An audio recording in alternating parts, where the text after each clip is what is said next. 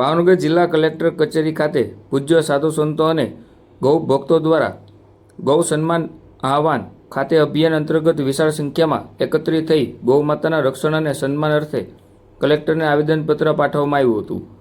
કોઈપણ પક્ષપાત કે રાજકીય સ્વાર્થ વિના કેવળ ગૌ માતાની સેવા અને ગૌરવના હેતુથી યોજાયેલા આ કાર્યક્રમમાં સંતોએ ગૌવંશની રક્ષા કરવા, દેશભરમાં ચાલવા કતલખાનાઓ તાત્કાલિક બંધ કરવા અને ગૌ માતાને રાષ્ટ્રમાતાનો દરજ્જો આપવા માટે મુખ્ય માંગણી સાથે ઉગ્ર રજૂઆત કરી હતી, જેમાં મોટી સંખ્યામાં સાધુ સંતો અને ગૌ ભક્તો ઉપસ્થિત રહ્યા હતા।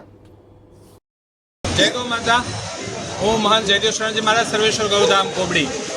આજે ભાવનગર કલેક્ટર ઓફિસની અંદર ગૌ માતાને રાષ્ટ્રમાતા ઘોષિત કરવામાં આવે એના માટે પ્રાર્થનાપત્ર અર્પણ કરવામાં આવ્યું।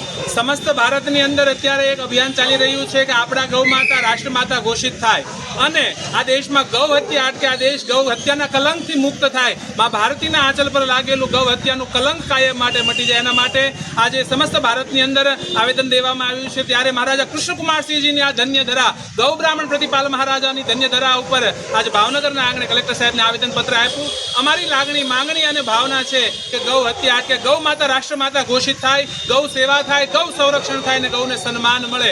જેમ સિંહને મારવો એ ગુનો ગણાય કારણ કે રાષ્ટ્રીય પ્રાણી છે, મોરને મારવો ગુનો ગણાય કારણ કે રાષ્ટ્રીય પક્ષી છે, એમ જો ગૌ માતા રાષ્ટ્રમાતા બનશે તો ગૌ માતા ઉપર કોઈ આંગળી પણ નહીં અડાડી શકે કારણ કે કાનૂની ગુનો ગણાય છે। એટલા માટે કેન્દ્રીય કાનૂન બને અને ગૌ માતા બચે, ગૌ માતા રાષ્ટ્રમાતા બને, એના માટે થઈ સમસ્ત ભાવનગરના સાધુ સંતો, ગૌ પ્રેમીઓ, ગૌ સંતો, ગૌ ભક્તો ભેગા થઈ આજ માનનીય કલેક્ટર સાહેબને આવેદન આપ્યું। કલેક્ટર સાહેબે બહુ સુંદર વાત કરી કે આપ સર્વનો અવાજ હું ભાવનગર વતી છે દિલ્હી સુધી પહોંચાડી છે એવું અમને સર્વને આશ્વાસન આપ્યું છે।